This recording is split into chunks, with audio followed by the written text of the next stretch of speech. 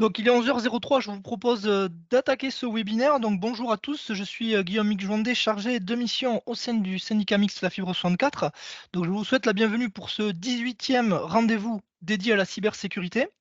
Donc aujourd'hui, ce webinaire sera animé par messieurs Jonathan Gautron et Christophe Lebivic du syndicat mixte ouvert Gironde Numérique, ainsi que par Julien Roux, le créateur de la société Natnet. Donc, si vous avez des questions pendant la présentation, un chat est à votre disposition. Nos différents intervenants, bien sûr, y répondront à la fin de ce webinaire. Nous tenons également à vous informer que ce webinaire sera enregistré, sera disponible très prochainement pour un revisionnage sur le site webinaire.lafibre64.fr. Je laisse sans plus tarder la parole à Emmanuel Denciard, directeur de la Fibre 64, pour un petit mot d'introduction. Merci et bon webinaire à tous. Merci Guillaume, bonjour à tous. Bienvenue à ce nouveau webinaire de la Fibre 64. Vous êtes près d'une cinquantaine aujourd'hui à être déjà connectés. Je pense qu'il y en aura encore qui vont nous rejoindre. Il est manifeste que le sujet de la cybersécurité vous intéresse. Je voulais vous signaler l'apparition d'un article très intéressant dans la Gazette des communes. C'est sorti hier sur les risques encourus par les collectivités en matière de cybersécurité lorsqu'elles sont exposées à une attaque. On y cite notamment le cas de la commune de Lille, dont le préjudice est chiffré en millions d'euros.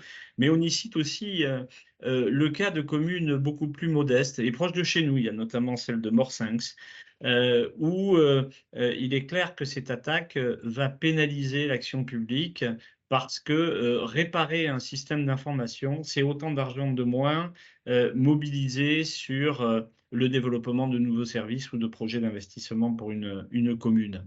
Je crois que c'est ce qui est très important. Évidemment, en matière de cybersécurité, et on le rappellera brièvement lors de ce webinaire, c'est de se protéger. Et vous avez, je vous le rappelle, un dispositif de cybersécurité qui est à disposition de toutes les communes des Pyrénées-Atlantiques et qui est animé par la Fibre 64. Guillaume, on parlera un petit peu. On aura aussi, la chance d'avoir avec nous des gens qui vont témoigner d'une certaine expérience en matière d'attaque et de réaction face à ces attaques. Que faut-il faire dans ces cas-là?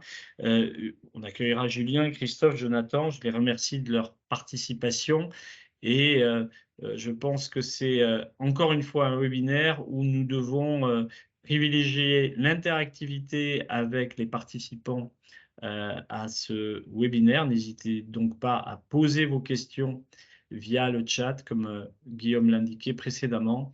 Et en attendant, je vais très vite m'effacer pour céder la parole à ceux qui ont des choses intéressantes à dire.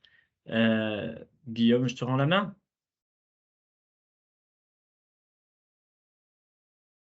Oui, voilà, pardon, excusez-moi. Donc, je passe la parole à Gironde Numérique pour présenter la protection des services hébergés. Bonjour à tous. Déjà, ça fait plaisir de voir un webinaire avec presque 50 personnes sur la cyber. Ça veut dire que les gens s'y intéressent et c'est important. Donc, je suis Christophe Lebivic, je suis responsable de la partie usage à Gironde Numérique et je suis accompagné de Jonathan Gautron, qui est administrateur système de nos data centers, mais aussi RSSI. Allez, on va partir directement dans le concret. Alors, la cybersécurité, c'est déjà la prise de conscience du risque, un peu de gouvernance, et c'est surtout de la gestion de risque. La sécurité, on va dire que ça peut se résumer en trois risques. Il n'y a pas que des attaques cyber, on peut aussi avoir des pannes matérielles. Donc, les trois risques à gérer sont des risques matériels, des risques humains et des risques liés à l'environnement. Donc, ça peut être interne ou externe. Avec trois conséquences qu'il faut bien prendre en compte pour la gestion. c'est-à-dire des conséquences liées à la disponibilité de la donnée, à l'intégrité des données et à la confidentialité des données. Les 3 actions principales qu'on peut mener par rapport à et ces risques et ces conséquences, c'est évaluer justement ces risques, sensibiliser les différents acteurs autour de ces risques et surtout, bien évidemment, mettre des plans d'action. Pour faire cette gestion de risque, il faut déjà considérer le danger. Aujourd'hui, les principaux dangers qui sont identifiés, c'est avant tout le mail. Aujourd'hui, 90% des attaques passent par le mail. On en reçoit tous régulièrement à titre professionnel ou à titre personnel, des colis qui arrivent, des mails de la gendarmerie, de la poste ou autre. L'idée là est de soit de faire cliquer sur un lien qui va vous envoyer un virus sur votre ordinateur et vous crypter toutes vos données, ou essayer de récupérer des identifiants et des mots de passe. Pour vous donner des exemples ultra concrets, on a lancé une campagne de phishing pas plus tard qu'il y a 3 semaines auprès d'agents des collectivités en Gironde. Donc, on a ciblé à peu près 6000 boîtes mail. On a réussi à récupérer. Il était particulièrement bien fait, puisque aujourd'hui, des mails qu'on reçoit avec des fautes d'orthographe, ça n'existe quasiment plus, où ils sont tellement grossiers qu'ils passent. Mais aujourd'hui, les hackers vraiment font des mails de phishing qui sont très, très bien faits. Donc, on l'a particulièrement bien fait également pour voir, et on a eu un taux de récupération d'identifiants et de mots de passe à peu près de 8%, c'est-à-dire il y a 500 agents qui, malgré, puisqu'on le fait aussi, des webinaires autour de la sécurité en Gironde, ont communiqué des identifiants et des mots de passe. Donc, il faut vraiment faire attention à cette gestion de mail. Après, la deuxième grande vague de sécurité, c'est bien évidemment des gens dont c'est le métier et qui passent leur journée et leur nuit à scanner des ports sur vos routeurs pour essayer de rentrer et de récupérer des données, ou de vous les crypter et derrière de vous demander des rançons. Et n'oublions pas que nous sommes un des propres facteurs de risque autour de la sécurité, à qui n'est jamais arrivé le fait de supprimer par inadvertance un fichier, voire un dossier, et d'être bien embêté de devoir refaire tout le travail. Voilà, donc pour résumer, des risques à gérer, des conséquences à définir en fonction de ces risques autour de la disponibilité, et surtout un certain nombre d'actions. La première, avant tout, c'est de sensibiliser et encore de sensibiliser les gens, et surtout aussi également d'évaluer ce risque pour pouvoir mettre en face des mesures qui permettent de réduire le risque. Le risque zéro, je vais sans doute enfoncer des portes ouvertes parce qu'on le dit tous depuis de nombreuses années, mais le risque zéro n'existera jamais. Et le fait d'être piraté un jour, c'est pas de savoir si on va être piraté, mais c'est de se rendre compte qu'un jour, on sera piraté. Un petit exemple concret pour vous donner quand même pour illustrer au mieux. Vous l'avez peut-être reçu vous-même. En Gironde, 2 collectivités nous ont signalé, elles ont reçu un mail tout à fait légitime venant de leur banque. Donc, elles ont bien vérifié, mais ça venait bien de leur banque, avec des fichiers demandant la modification de RIB. Elles ont été particulièrement vigilantes puisqu'elles ont sollicité un contact à la banque pour vérifier que le mail venait bien de lui. C'était le cas. Elles ont pris le temps de vérifier avec lui si le RIB était bon. Et en fait, le RIB n'était pas bon. Leur boîte mail s'est fait pirater. Et le hacker aspire ces mails-là, les transforme, modifie le RIB à l'intérieur et repousse le mail dans la boîte. Donc, on est arrivé aujourd'hui à un niveau où les hackers sont quand même particulièrement non seulement actifs, mais ingénieux et vont très très loin dans le piratage. Ça n'arrive pas qu'aux autres, hein, et la fibre 64 et Gironde Numérique, on est un opérateur public de services numériques et on interagit tous les uns avec les autres. La preuve aujourd'hui dans une association qui s'appelle Déclic et qui met à jour une carte régulière des attaques qui se passent sur le territoire. Donc ça, c'est la partie gauche. Et aujourd'hui, on pourrait définir qu'il y a deux types d'attaques et qui sont complètement différentes dans la gestion. C'est la cible. Vous êtes une cible de hacker. Ça veut dire qu'en face de vous, vous allez avoir des gens ultra compétents et qui vont prendre le temps d'essayer de trouver des failles de sécurité pour vous porter atteinte. Quand vous êtes une cible, les mesures qui sont à mettre en face sont très importantes, c'est-à-dire non seulement en moyens humains, en compétences humaines que vous devez avoir dans votre collectivité, mais également en termes de coûts, parce qu'il va falloir mettre en place beaucoup de mesures pour les ralentir au maximum et surtout avoir des mesures qui vous permettent de redémarrer votre activité une fois qu'ils seront rentrés. Il ne faut vraiment être clair là-dessus. À partir du moment où vous êtes une cible, les compétences en face sont tellement importantes qu'ils arriveront à un moment ou à un autre. Ça prendra une demi-heure, ça prendra 24 heures, ça prendra 48 heures, une semaine, mais ils arriveront à trouver une faille de sécurité. Donc, il faut vraiment avoir un plan derrière pour pouvoir avoir une reprise d'activité. Et en dessous, on va dire, c'est la mitraillette. Donc, j'en ai déjà parlé. Hein, c'est des attaques complètement aveugles qui arrosent des milliers, voire des centaines de milliers, voire des millions de serveurs dans le monde. C'est des robots qui, derrière, font des tests et ont des procédures automatisées. Donc là, c'est des mesures qui sont aussi à mettre en place, mais qui sont relativement plus légères. Le tout, c'est de gagner les 5, 10 ou 15 secondes qui permettront en fait de contrer l'attaque et ils iront voir ailleurs, clairement. Voilà. Ou tout simplement le mail. On ne l'ouvre pas, c'est pas grave, ils en ont enlevé ils en ont envoyé énormément.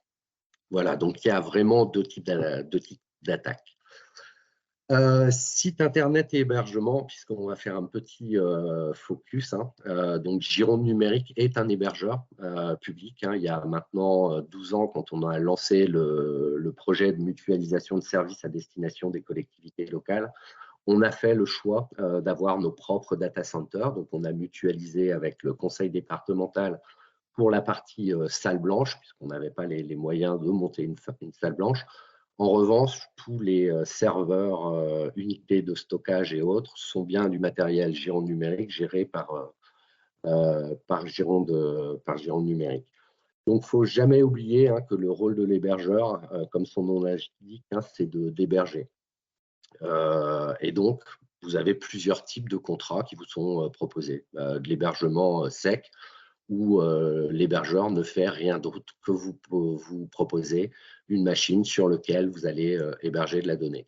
Et après, souvent, il y a des prestations complémentaires qui vous sont proposées, en particulier de la sauvegarde ou de la duplication de serveurs pour de la haute disponibilité, c'est-à-dire que votre hébergement est le même à deux endroits différents.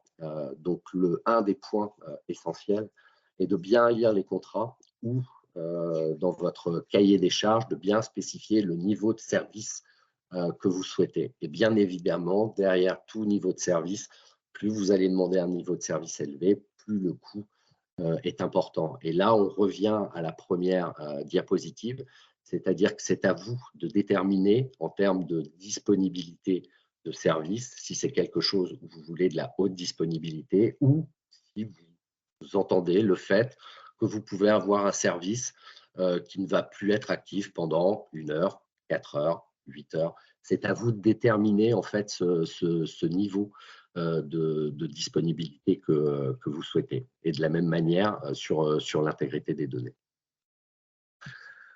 Quels sont les risques identifiés? Donc là, je vais vous parler là aussi de cas concrets, hein, puisque ça nous est arrivé, nous, en tant qu'hébergeurs, de se faire pirater des machines virtuelles, donc soit des sites internet, soit d'autres types de sites qui proposent d'autres services aux collectivités.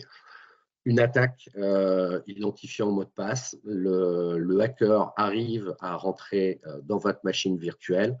Il ne touche pas du tout à vos données. En revanche, il va utiliser les capacités de votre serveur pour pouvoir miner de la crypto-monnaie. Donc, pas de risque sur vos données, juste de l'utilisation de données. Excusez-moi, un petit peu malade avec ce temps. Votre site internet aussi peut être piraté. Ça nous arrive, hein, on héberge du site internet qu'on ne gère pas, hein, sur du Drupal, WordPress, Joomla, peu importe le CMS qui est derrière. Et là, le pirate va utiliser votre serveur uniquement pour envoyer des mails, c'est-à-dire ces fameux mails pour faire du phishing. Là encore, il rentre chez vous pour pouvoir envoyer des mails. Pareil, ça ne va pas toucher à vos données. En revanche, vous avez un réel risque, c'est-à-dire que si votre serveur envoie trop de mails, il y a un certain nombre de services de messagerie qui vont vous considérer comme spammer parce que vous envoyez trop de mails à la minute.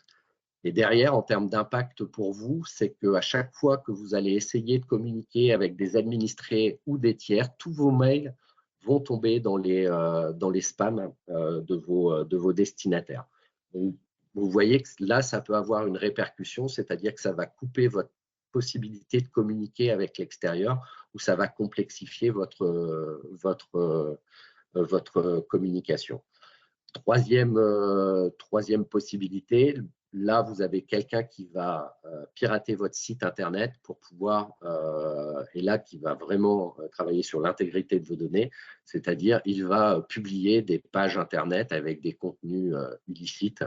Et donc, quand quelqu'un se connectera sur votre site internet, il va accéder à des pages voilà, pornographiques ou liées à du terrorisme ou des choses comme ça. Donc là, c'est plus un déficit d'image que va avoir votre collectivité. Donc, il y a bien évidemment des mesures qui peuvent être mises en place, hein. Sur tout hébergement, on peut faire du monitoring, ce qui permet de voir s'il y a des choses étranges qui se passent sur votre site internet et éventuellement couper. Voilà, par exemple pour le minage de crypto-monnaies. On peut mettre aussi des envois de mails limités, c'est-à-dire limités à 200 mails toutes les 3 minutes, 5 minutes, 10 minutes, pour éviter justement que vous soyez dérangé dans votre communication ou que vous soyez considéré comme spammer. Et pour la défiguration de votre site internet, de la même manière, on peut faire du monitoring et surtout avoir mis en place de la sauvegarde externalisée pour pouvoir, externaliser une sauvegarde en tout cas, pour pouvoir restaurer votre site tel qu'il était avant d'être défiguré. Cette sauvegarde a un intérêt. Un deuxième intérêt pour éviter justement cette défiguration, c'est d'avoir, bien évidemment, mais là je laisserai le spécialiste après en parler, c'est surtout avoir de la maintenance de votre site internet. De manière générale, hein, la maintenance, que ce soit de vos postes de travail, de vos serveurs, de vos sites internet et de tout autre site qui délivre du service, la maintenance des failles de sécurité et la maintenance régulière est un point très très important. Et là, je redézoome un petit peu, je parle d'action générale, hein, pour la sécurité, hein. Je repars du début, hein, quelles mesures et quelle action pour la sécurité.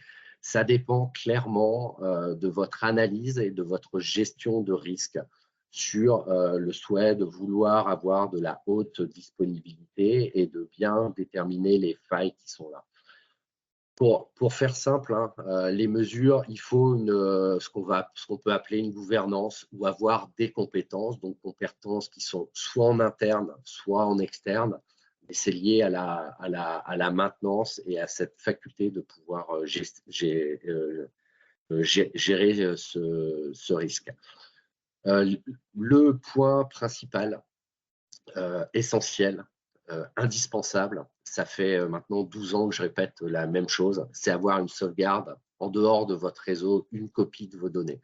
C'est-à-dire, c'est pas quand vous vous ferez pirater, il faut absolument avoir, que ça soit sur ces sites web, mais que ça soit sur ces serveurs et sur les données de vos collectivités, il faut avoir cette copie en dehors du réseau. Si vous vous faites crypter, ça va être pénible, mais au moins vous pourrez repartir sereinement, je ne sais pas, en combien de temps, je ne sais pas, ça dépendra de votre plan, mais il faut absolument avoir cette partie de sauvegarde de données. Après, comme je vous le disais aussi, avoir des filtres, avoir des barrières qui retardent ou qui complexifient le travail du hacker, c'est indispensable. Si vous gagnez ces 10 secondes qui permettent, qui va embêter le hacker, 9 fois sur 10, il va passer. Il y a tellement de serveurs à pirater qu'il travaille dans l'industrie.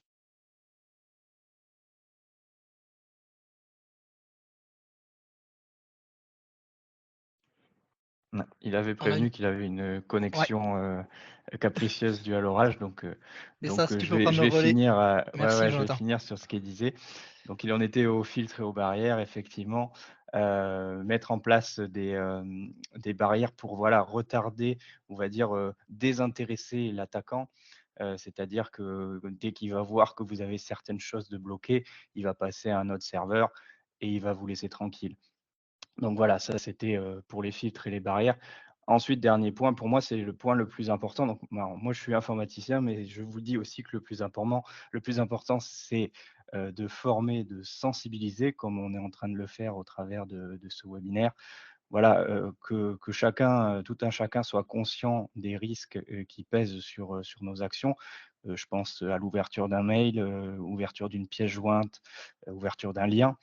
Voilà, faire attention à ces choses-là. Je remets une couche aussi sur les contrats.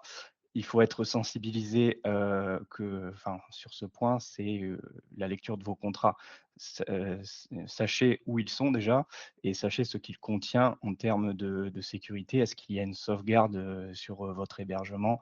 Est-ce qu'il y a des temps de reprise d'activité qui sont fixés? Voilà, c'est ce genre de choses. C'est ce genre de choses et pour moi, c'est le point le plus important, on va dire, le point qui réduit le risque, on va dire, le mieux actuellement. Voilà. Malgré tout, comme disait Christophe, alors je vois qu'il est revenu, je ne sais pas si tu veux reprendre la parole, Christophe. Non, vas-y, fini. Désolé, on a de l'orage en Gironde en ce moment et une connexion Internet difficile. Très bien.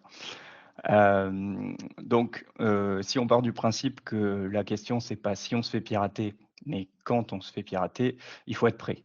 Donc pour ça, il y a tout un tas de bons réflexes à avoir, en voici certains. Le premier, c'est si vous détectez un piratage sur votre machine, sur votre poste internet, il faut penser à le débrancher du réseau ou tout simplement à l'éteindre, ce qui évite la plupart du temps le virus de se propager sur les ordinateurs de vos collègues ou autres. Voilà. Deuxième point, c'est d'avoir un contact identifié pour ce genre de cas, un prestataire informatique, voilà, qui saurait vous accompagner en cas de problème, en cas de piratage. Et aussi, en dernier point, contacter la gendarmerie, puisque si vous ne l'avez pas entendu parler, ils ont de plus en plus de services liés à la cybersécurité qui se mettent en place. Donc, ils sauront vous conseiller, vous aiguiller en cas d'attaque. Voilà. Deuxième bon réflexe, donc on reparle du mail encore une fois. Ne cliquez pas sur les liens qui vous semblent louches. Les pièces jointes, même si elles sont incluses dans un mail qui semble rédigé par l'un de vos collègues, vérifiez toujours les pièces jointes avant de les ouvrir. Appelez les gens pour être sûr que ce n'est pas quelque chose de crypté, en particulier si c'est un RIB, comme le disait Christophe. Vérifiez avec votre expéditeur, enfin votre interlocuteur, que c'est le bon RIB. Voilà, s'il y a un doute, vous le supprimez ou du moins vous posez la question à vos collègues ou à un contact, encore une fois, qui est identifié chez vous. Et surtout, le plus important, c'est ne jamais communiquer, de login, enfin d'identifiant mot de passe, hein, sur des sites. Ne jamais aller trop vite. Quand on a un lien qui vous demande des choses à faire vite, toujours prendre du recul, toujours bien lire, bien identifier ce qu'on vous demande et si c'est nécessaire. S'il y a un doute, encore une fois, le téléphone est votre allié. Et ensuite, le dernier point, comme je le disais, qui est très important, c'est se former. Cybermalveillance.gouv.fr est un site qui recense beaucoup de guides, de fiches pratiques, de fiches, on va dire, images, enfin il y a des images explicatives. Donc je vous le conseille. Et si vous voulez aller encore plus loin, il y a le site de l'ANSSI avec des guides, cette fois-ci un peu plus techniques, mais qui peuvent être aussi parlants, puisqu'on parle par exemple, des 12 mesures à mettre en place, etc. Il y a des points clés à lire sur ces sites-là. Voilà, j'en ai terminé. Je vais passer la main à Monsieur Roux pour faire le focus sur la maintenance des sites internet. Bonjour à tous, je me présente Julien Roux, je suis développeur et administrateur d'un certain nombre de sites et aujourd'hui on va parler ensemble de cybersécurité appliquée justement non plus à l'hébergement maintenant mais à vos sites internet et je suppose que vous en avez beaucoup. On va parler beaucoup de WordPress, mais quand je vais prononcer WordPress, ça s'applique à tous les CMS et ça s'applique dans la majorité des cas à tous les sites. Voilà. Simplement, je sais que parmi vous, souvent, les sites qui sont faits en WordPress, donc on va parler de ce cas-là en particulier, mais ça s'applique bien à tous les autres. Alors, rassurez-vous, on va essayer d'être un minimum technique. On va prendre des cas concrets sur ce qui peut arriver quand on est mal protégé ou non protégé. Donc voilà. Tout d'abord, je vais vous poser une simple question. Qu'est-ce que vous faites, vous, le vendredi soir, le samedi matin, le dimanche matin? En fait, je pense que vous êtes comme une grande partie des gens, vous vous reposez, vous êtes avec votre famille, vos amis, etc. En fait, des gens comme moi, on fait la même chose que vous, sauf qu'on a toujours le téléphone à côté de nous. Et régulièrement, on se fait réveiller ou sortir de nos soirées par des mails ou des dizaines de mails ou des milliers de mails, des fois, qui arrivent assez rapidement pour nous dire qu'il se passe quelque chose. Alors, on va repartir du début. Qui est-ce qui nous attaque d'abord? Donc, dans un premier temps, il y a plusieurs profils d'attaquants. Il y en a 4 qui sont plus ou moins identifiés. Donc, le premier profil d'attaquant, c'est celui qu'on va appeler l'aspirant hacker. Donc, la plupart du temps, alors c'est encore une fois une généralité, mais la plupart du temps, ça va être des adolescents qui utilisent des techniques justement pas très techniques. La plupart du temps, elles ont été achetées ou récupérées sur Internet. Et leur but, il est assez simple, c'est de découvrir. C'est de temps en temps de se faire un petit peu d'argent, mais ce n'est pas forcément leur principale motivation. La plupart du temps, c'est un peu le frisson, la découverte, la curiosité, la volonté de faire mieux que les autres aussi. Ça peut être des concours, malheureusement. Alors eux, ça les fait sourire, ça les fait rire, mais en fait, ils prennent absolument pas la mesure de leurs actes. Ces apprentis pirates, en fait, ce qui se passe, c'est que de temps en temps, ça peut déclencher des cyberattaques d'envergure sur des systèmes d'information extrêmement complexes, mais mal protégés ou avec une faille qui n'a pas été identifiée à temps. Et en fait, même avec des attaques automatiques, on arrive à avoir des catastrophes de temps en temps. Donc ça, effectivement, et vous verrez qu'en fait, pour ces attaques-là, on peut se protéger assez facilement. Et encore une fois, mes collègues en ont parlé tout à l'heure, on se protège simplement en se mettant à jour. La plupart du temps, avec un site très à jour, ça suffit. Et en faisant des sauvegardes, voilà, au pire du pire, quand il y a un problème, une bonne sauvegarde, on résout le problème en quelques heures, voire quelques jours, mais on ne perd pas toutes ces données. Après, on va avoir un deuxième type de hacker qu'on va appeler le hacker éthique. Alors là aussi, ça peut faire sourire parce que hacker et éthique, la plupart du temps, pour les gens, c'est antinomique. Mais en fait, pas du tout. C'est le meilleur ami du développeur, de l'expert en cybersécurité. Alors, je mets ami entre grosses guillemets parce que des fois, la différence, elle est un petit peu ténue entre le hacker éthique, le hacker repenti, le hacker toujours en activité, mais qui a fait une bêtise et qui... Voilà. Donc, lui, en fait, c'est souvent un expert technique. Il va se servir des dernières failles qui ont été découvertes pour pénétrer les systèmes, pénétrer les sites Internet. Cette personne-là, la plupart du temps, va être motivée non pas par l'appât du gain, mais par la technique pure. Donc, qu'est-ce qu'il va faire? Souvent, il va prévenir le responsable du site, alors tout seul ou via l'ANSSI. Il va certainement aussi prévenir les sociétés qui sont éditrices des logiciels type WordPress, par exemple, que une faille a été trouvée dans leur système. Et la plupart du temps aussi, leur laisser un certain temps avant de rendre cette donnée publique. C'est-à-dire que voilà, s'ils découvrent une faille, ils vont laisser 15 jours, 1 mois ou 2 mois à, par exemple, WordPress pour se mettre à jour avant de le rendre public pour éviter les attaques d'envergure. Le troisième profil donc, qu'on va pas forcément voir aujourd'hui parce qu'il ne nous intéresse pas forcément, c'est le profil institutionnel. Donc c'est un profil de gendarme, de police, d'ANSSI. Donc l'ANSSI, on en a parlé plusieurs fois, c'est l'Agence nationale de la sécurité des systèmes d'information. C'est le gendarme d'Internet. Voilà, donc ceux-là ne vont pas nous intéresser parce qu'en fait, ils sont vraiment plus de notre côté que du côté des hackers. Donc voilà, eux, on ne s'en protège pas. Par contre, on peut les contacter en cas de problème et vous verrez qu'il y a des cas où c'est très, très utile. Par contre, le quatrième profil, lui, il est beaucoup moins drôle. Le quatrième profil, c'est ce qu'on appelle les mercenaires. Alors, c'est quand on vous parle de hackers et de hacks d'envergure, la plupart du temps, c'est à eux qu'on fait référence.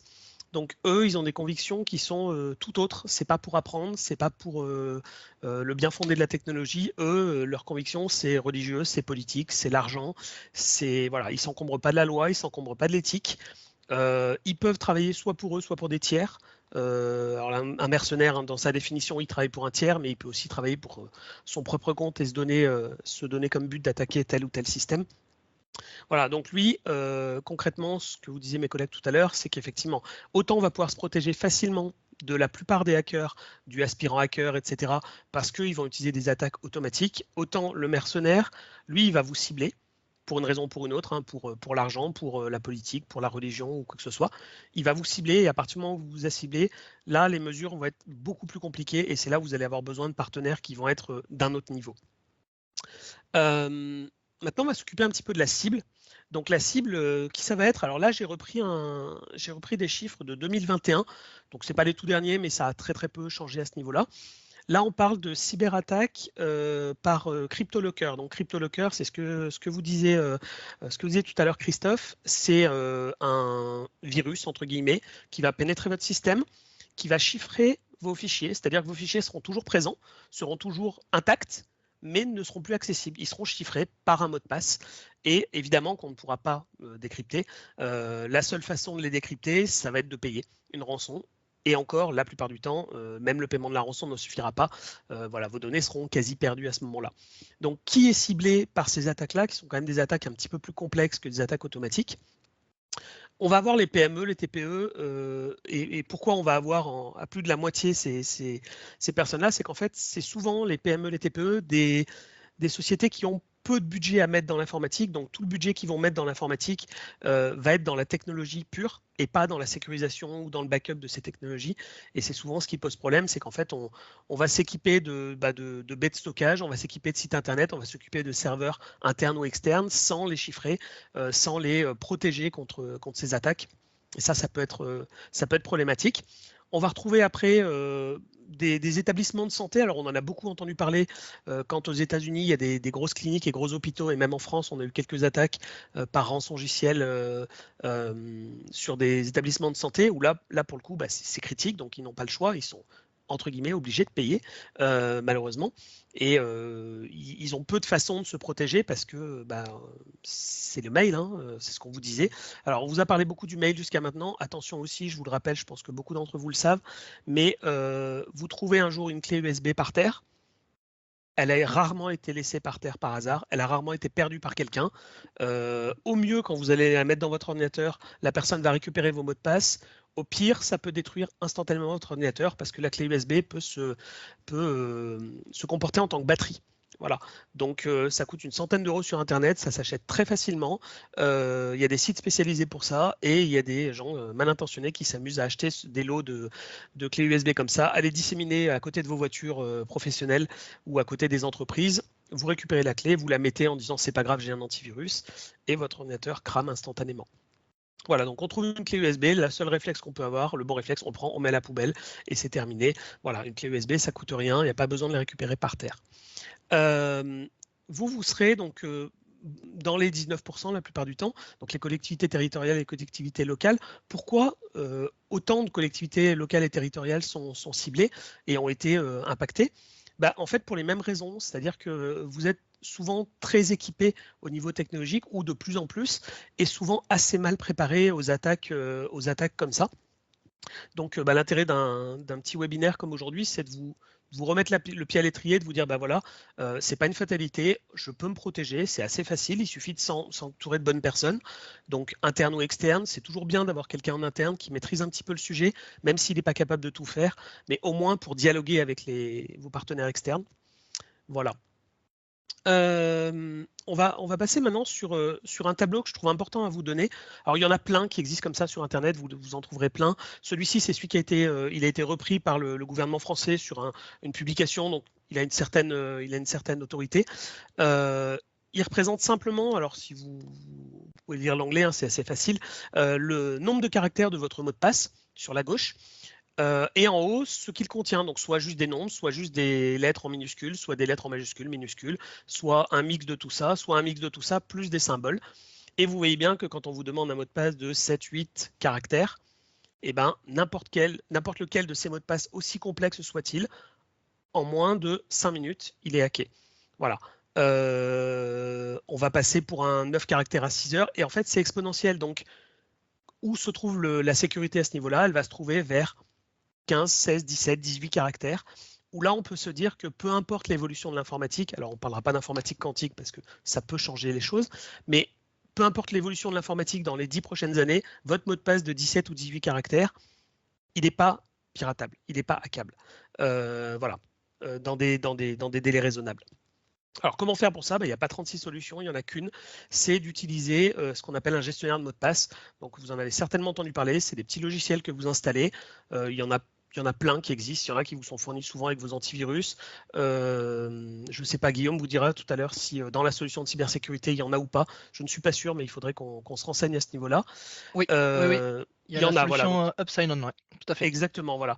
Donc en fait, ça vous permet de retenir un seul mot de passe, extrêmement complexe évidemment. Vous allez choisir un mot de passe d'une quinzaine de caractères que vous allez retenir et ne noter nulle part, mais vous n'en avez plus qu'un à retenir pour toute votre vie. C'est le mot de passe de ce logiciel-là. Et ce logiciel-là, lui, va vous aider à retenir tous les autres mots de passe, voilà, et à vous permettre même de signer automatiquement les sites internet, de vous connecter automatiquement, etc. Donc là, on gagne énormément de temps. Voilà, gardez ce tableau en tête, vous le retrouvez partout sur Internet et surtout la prochaine fois que vous mettez un mot de passe de 10 caractères avec le prénom de votre chien et l'année de naissance de votre dernier enfant, rappelez-vous qu'en quelques minutes, on passe à travers et que potentiellement les dégâts peuvent être colossaux. On va juste maintenant prendre deux exemples. Alors, je ne suis pas allé très loin, je vous prends des exemples personnels, donc comme quoi, vous verrez, hein, tout le monde à un moment ou à un autre se fait a des soucis. Donc moi, j'ai une entreprise qui m'a appelé un jour, j'ai été conseillé par un collègue, en me disant que leur webmaster actuel ne pouvait plus rien faire, ils ne comprenaient pas. Leur site internet, qui était un site WordPress, normalement avec une maintenance, ils ne comprenaient pas pourquoi, ils ne pouvaient plus ajouter de pages, ils avaient des pages qui disparaissaient, ils avaient des images qui s'enlevaient, ils avaient des images qui revenaient de temps en temps, il y avait des choses un petit peu bizarres et personne ne comprenait. Donc, je me suis aperçu qu'en fait, la personne qui faisait leur maintenance, c'était une agence de communication, peut-être avec des gens peu compétents au niveau de la cybersécurité. Et j'ai passé quelques minutes sur le site avant de m'apercevoir qu'il y avait plusieurs scripts qui avaient été installés. Donc effectivement, avec des failles de sécurité dues au fait que les mises à jour n'étaient pas faites. Donc, on a fait les mises à jour, on a fait des sauvegardes, on a épuré le site. Mais les conséquences, alors c'est exactement ce que vous a dit mon collègue tout à l'heure, les conséquences, c'est que le serveur a été blacklisté pour l'envoi de mails pendant 4 semaines. Donc pendant 4 semaines, ils n'ont plus pu envoyer de newsletter, ils n'ont plus pu envoyer de mails d'alerte ou quoi que ce soit. Donc on a trouvé une parade, mais c'est assez compliqué. Ils ont aussi eu un problème de référencement, c'est-à-dire que vu que les pages ont été défacées, c'est-à-dire que certaines images ont été enlevées, remplacées par d'autres images qui n'avaient rien à voir, le contenu du texte a été modifié, des pages ont été supprimées. En fait, Google ne se retrouvait plus sur le site et du coup a fait baisser dans son référencement le site. Donc voilà, pour ce type de société qui vit beaucoup grâce à ce que lui rapporte Google, c'était compliqué. Donc voilà, pourtant ce travail il était vraiment à la portée de n'importe quel webmaster ou agence web qui sait travailler avec WordPress. Donc entourez-vous des bonnes personnes, il y en a plein et la plupart sont très compétents. Il faut juste mettre les bons mots sur les contrats en termes de sauvegarde et de mise à jour. Deuxième et dernier exemple, qui est un exemple un petit peu plus personnel. Ça m'est arrivé à moi sur un site dont je m'occupais. On peut passer peut-être Guillaume si vous voulez bien à la dernière. Voilà, donc là c'est un rapport d'intrusion que j'ai eu par un des logiciels que j'utilise. Donc c'est le fameux dimanche matin dont je vous parlais. Alors là bon, j'ai pris un rapport qui est assez récent, mais ça ressemble à ça. Donc un dimanche matin, effectivement, 8h du matin, en train de boire le café, comme beaucoup, je lis mes mails. Je lis mes mails pro et je m'avertis que j'ai effectivement un mail de l'ANSSI. Donc assez étonnant pour un dimanche matin tôt, qui m'avertit qu'une faille de sécurité est découverte sur un de mes sites. Donc un site d'un de mes clients, vu que j'étais référencé dessous, ils m'ont retrouvé comme ça. Donc, après avoir vérifié que c'était bien l'ANSSI et pas du phishing, je les ai contactés. On peut les contacter, 7 jours sur 7, on peut les contacter. Je les ai contactés et qu'est-ce qui s'est passé? C'est qu'en fait, ils m'ont expliqué qu'il y avait un hacker éthique. Alors, éthique entre guillemets, c'est un petit jeune qui a trouvé le site marrant et qui du coup a voulu s'amuser avec. Et quand il a vu qu'il y avait une faille et qu'il avait réussi à rentrer, pour éviter d'avoir des soucis parce qu'il avait laissé beaucoup de traces, en fait, il a contacté l'ANSSI un petit peu tremblant en disant voilà, j'ai fait une bêtise, j'ai découvert quelque chose, est-ce que vous pouvez prévenir la personne? Donc j'ai demandé à avoir le contact de cette personne de façon anonyme parce qu'il ne donne pas les contacts. J'ai pu le contacter par une messagerie visuelle type Teams. On a pu échanger un petit peu. Donc d'abord, pour le remercier de ne pas avoir mis le bazar dans les données de mon client, et puis aussi pour lui demander ce qu'il avait fait, qu'est-ce qu'il avait trouvé, etc., comment. Et en fait, c'était une des extensions de WordPress qui avait été mise à jour sans que WordPress nous l'indique. Voilà. Donc en fait, on n'a pas pu faire la mise à jour, on n'a pas pu s'en apercevoir. Donc ce qui nous a permis à nous de nous remettre un petit peu en selle à ce niveau-là, c'est-à-dire que maintenant, on n'attend plus que WordPress nous dise attention, il y a une mise à jour. On est proactif, on va aller vérifier que toutes les mises à jour de tous les sites de nos clients sont bien faites, que l'éditeur de l'extension ou l'éditeur de WordPress n'a pas fait une mise à jour sans le déclarer, ce qui nous aurait impacté à ce niveau-là. Et voilà. Dernier petit chiffre avant de laisser la main aux questions. Pour vous donner un ordre d'idée, si vous avez des attaques, c'est complètement normal. Moi, sur la trentaine de sites que j'administre au quotidien, j'ai entre 20 et 150-200 attaques par jour, par site. Donc rassurez-vous, c'est des attaques qui sont complètement automatisées, lancées avec les fameux scripts dont on parlait au début, qui peuvent être achetés pour 5 ou 10 euros. Donc avec une sécurité adaptée, comme le logiciel que vous voyez là, qui s'appelle WordFence sur WordPress, elles sont détectées, elles sont bloquées. On peut même bannir l'IP, donc l'adresse de la personne qui attaque. Et c'est complètement automatique. Elle nous prévient aussi quand il y a des attaques un peu plus évoluées sur lesquelles il faut qu'on intervienne manuellement. Voilà. Merci de votre attention. Et puis, je laisse la parole à Guillaume pour un petit point sur la suite. Merci Julien. Donc juste avant de passer sur la partie questions-réponses pour répondre éventuellement aux questions de l'auditoire, un petit rappel de l'accompagnement fait par la Fibre 64, notamment à disposition des collectivités et des communes.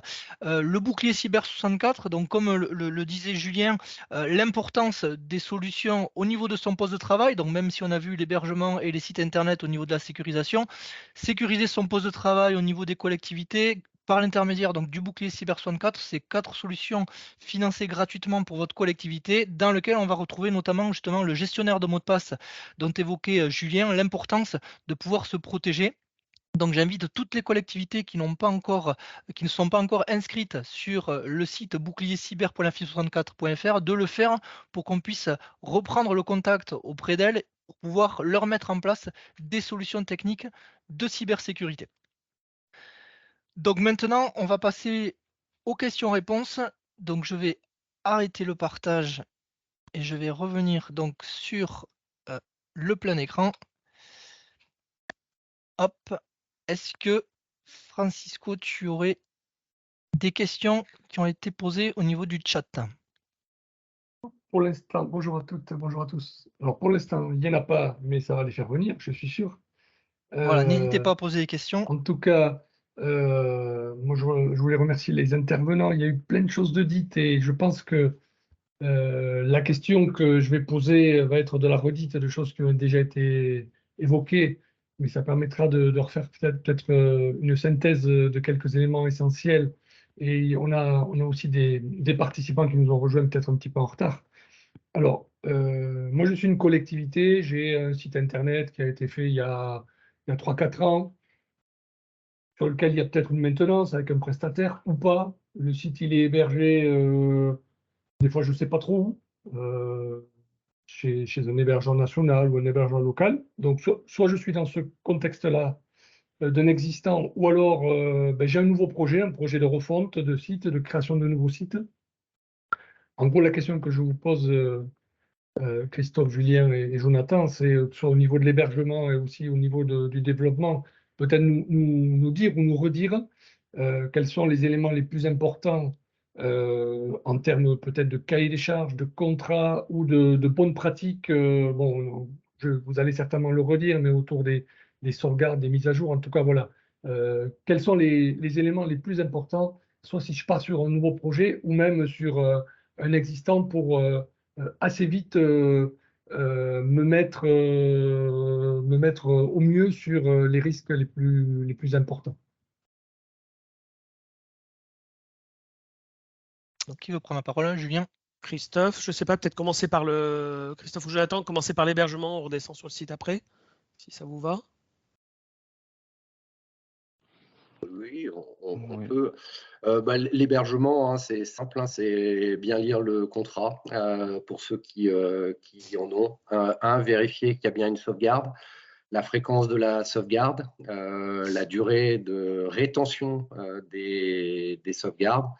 Voilà, est-ce qu'il n'y en a qu'une ou est-ce que c'est sur du 15 jours glissant ou autre, mais c'est la sauvegarde et puis et la maintenance nécessaire. Ok. Et pour concernant le site internet, il y a un petit peu plus de choses. Effectivement, il faut avoir quelqu'un qui s'occupe pour vous de vérifier, comme je l'ai dit plusieurs fois, que les mises à jour ont bien été installées. Ça, c'est hyper important. Aussi, si vous avez un CMS, de faire une sauvegarde côté CMS, ce qui est hyper important parce que l'hébergeur, lui, va faire une sauvegarde des fichiers, va souvent faire une sauvegarde de la base de données, mais il ne pourra pas s'assurer que les deux sont synchronisés. C'est très important pour un CMS que les sauvegardes soient synchronisées, c'est-à-dire que les fichiers et la base de données soient sauvegardés en même temps. C'est-à-dire que s'il y a un des deux qui est sauvegardé le matin, l'autre le soir, et qu'il y a une désynchronisation, on ne pourra pas récupérer le site, ou alors beaucoup plus difficilement. Donc c'est important aussi d'avoir une sauvegarde côté site, et une sauvegarde, on en a parlé tout à l'heure, externalisée, c'est-à-dire qu'on ne laisse pas la sauvegarde sur le site, on ne laisse pas la sauvegarde sur le serveur, il faut qu'elle soit téléchargée quelque part ou envoyée sur un drive quelconque, mais à l'extérieur de la solution d'hébergement classique. C'était le problème qu'il y avait eu quand on se rappelle tous de l'incendie qu'il y avait eu chez OVH, où beaucoup de clients, beaucoup de gens s'étaient aperçus malheureusement que leur sauvegarde était hébergée sur le même serveur ou sur un serveur qui était au même endroit physiquement. Et du coup, vu que le serveur a brûlé, sauvegarde ou pas sauvegarde, on ne la retrouvera pas. Est-ce qu'il y avait d'autres questions, Francisco? Oui, vas-y, Guillaume. Oui, une petite question. Est-ce que vous avez constaté des attaques de type Pegasus sur des portables? Alors moi, je ne m'occupe pas du tout de portable. Je m'occupe vraiment que de site internet. Donc, le hack de téléphone, je ne suis pas au courant du tout de ça. Ouais, nous non plus, on n'a pas d'infos sur Pegasus. C'est vrai qu'on n'a pas du tout parlé de téléphone portable. C'est vrai que c'est facile en ce moment d'installer tout plein d'applications. Du coup, point de vigilance là-dessus. Je ne connais pas non plus d'outils pour tester son téléphone portable. Par contre, au niveau bonne pratique, c'est toujours pareil, c'est faire attention à ce qu'on installe et tenir à jour. Alors normalement, les mises à jour des téléphones portables se font automatiquement. Mais voilà, attention au Wi-Fi auquel vous vous connectez et attention à ce que vous installez. Et aux mails que vous ouvrez sur votre téléphone portable aussi. De manière générale, si un éditeur de logiciel vous demande d'enlever des sécurités pour installer son logiciel, c'est un red flag. Ça veut dire faites attention. Voilà. Il va vous dire activez le mode développeur, désactivez la signature, etc. Pour installer telle ou telle application. Souvent, il faut faire attention derrière. Alors juste pour porter une petite explication pour Muriel qui a posé une question, il y aura bien un replay de ce webinaire qui sera proposé sur le site webinaire La Fibre 64. Donc il y aura bien un replay de ce webinaire-là.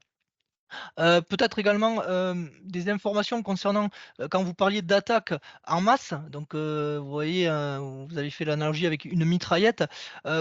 Combien ça représente à peu près d'attaques? Est-ce que les attaques, ça se compte par dizaines, centaines? Juste pour avoir une idée un petit peu des tentatives, est-ce que ça revient toutes les 5 minutes, 10 minutes? Enfin, qu'est-ce que vous voyez passer, vous, au niveau des hébergements?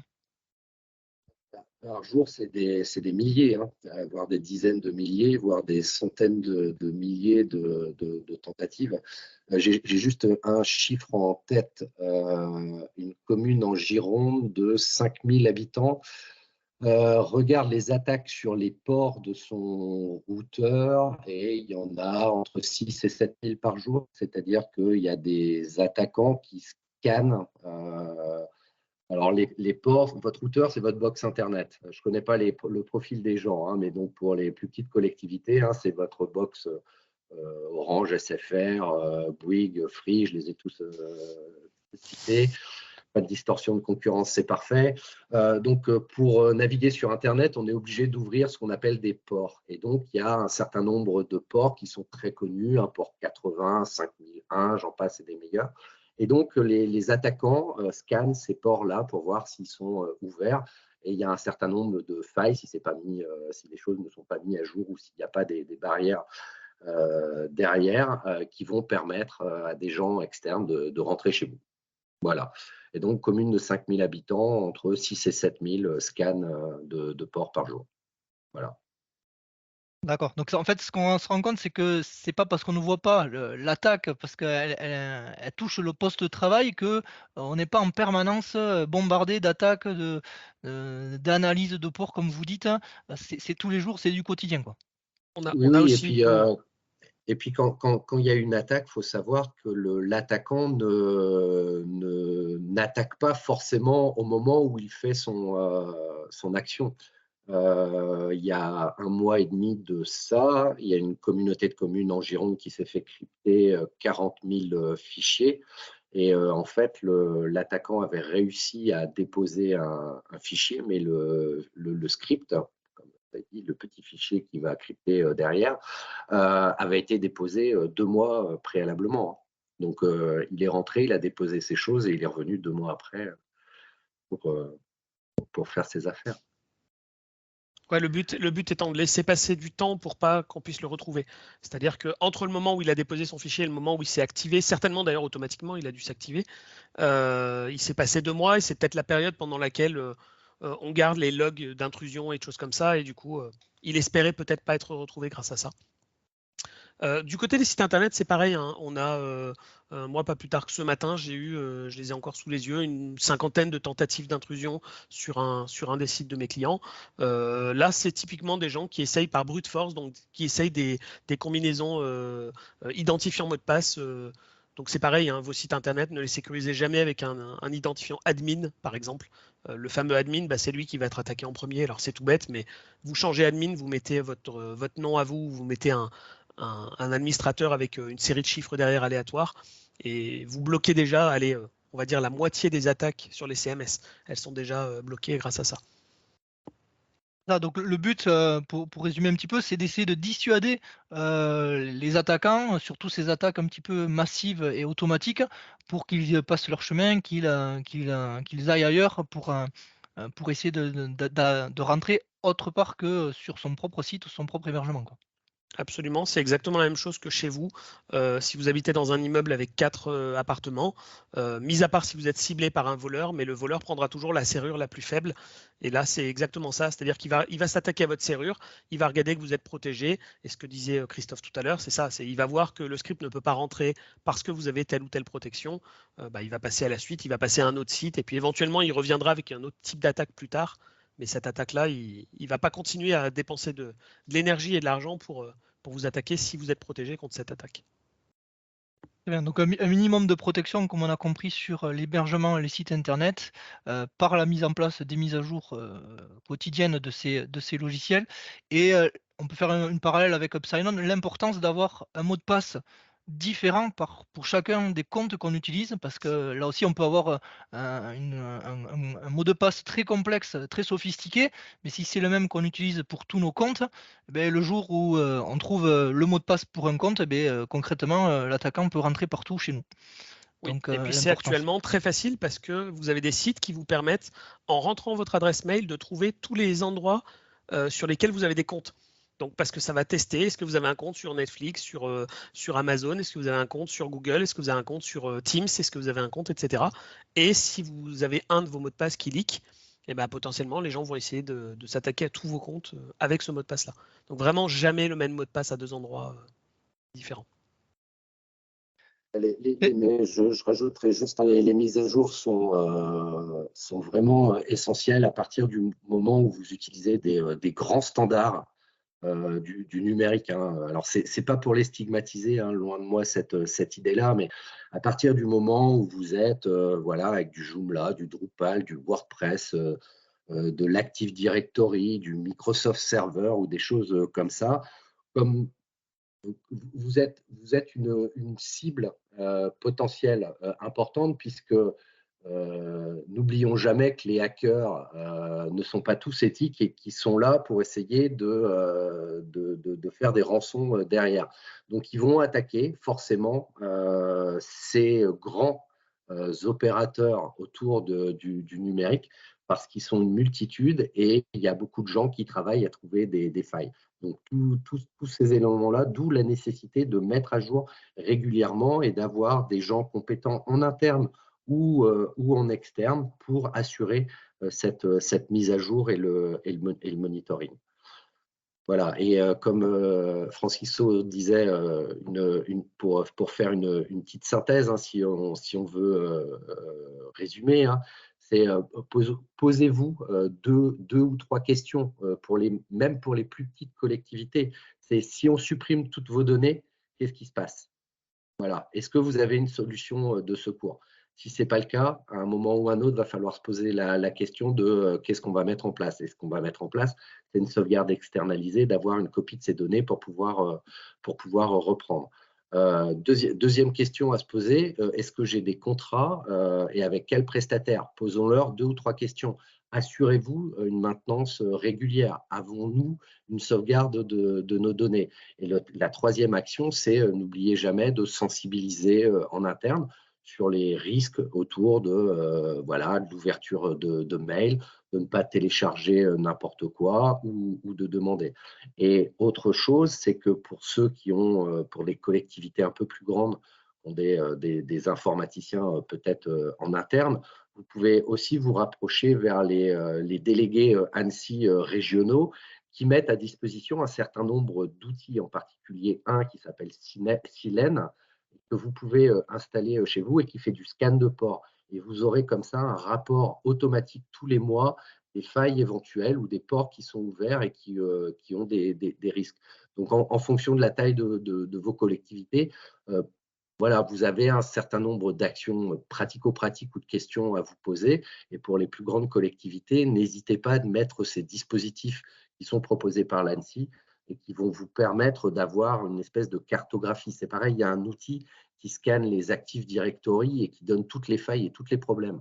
Et si vous voulez, pour avoir suivi le parcours ANSSI, à partir du moment où vous avez un Active Directory, vous avez de grandes vulnérabilités. Donc, c'est vraiment des outils qui sont gratuits, fournis par l'ANSSI et qui peuvent vous permettre d'avoir une cartographie des risques que vous avez d'ores et déjà aujourd'hui et donc potentiellement des mesures que vous pouvez prendre après. Parfait. Je vous remercie. Il est midi, on arrive au terme de ce webinaire. Je remercie donc Monsieur Le Bivic, Monsieur Gautron ainsi que Monsieur Roux pour vos interventions et la participation à ce webinaire. Comme je le disais, ce webinaire sera à retrouver sur le site webinaire.lafibre64.fr pour un replay. Et moi, je vous dis à bientôt. Je vous souhaite à tous une bonne journée et nous restons à votre disposition, la Fibre 64, pour vous accompagner dans ce domaine de la cybersécurité. Bonne journée à tous et merci beaucoup pour votre participation. Merci, bonne journée. Bonne journée, au revoir.